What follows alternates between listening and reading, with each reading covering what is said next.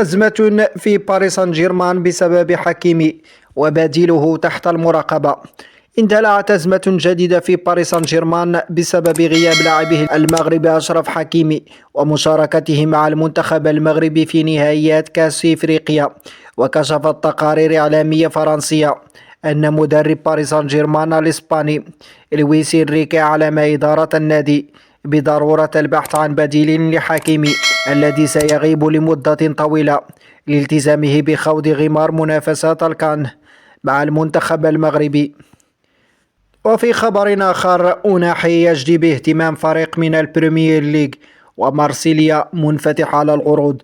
كشفت تقارير إعلامية فرنسية أن الدولي المغربي عز الدين أوناحي يواصل الجد باهتمام نادي برايتفورد الإنجليزي في أفق ضمه خلال فترة الانتقالات الشتوية، بعدما عبر عن اهتمامه بخدمات اللاعب سابقا خلال فترة الانتقالات الصيفية الماضية.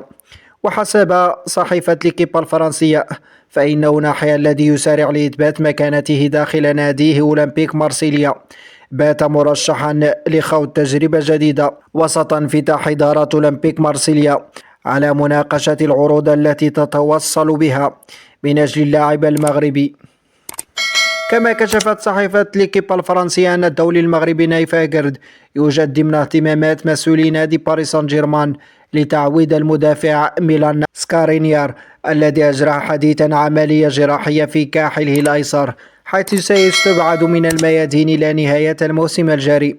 وأشار المصدر نفسه إلى أن مسؤولي نادي باريس سان جيرمان شرعوا فعلا في حصر قائمة اللاعبين المرشحين لتعويض سكارينيار خلال فترة الانتقالات الشتوية، وضمت هذه اللائحة اسم نايف أكرد مدافع ويست هام الإنجليزي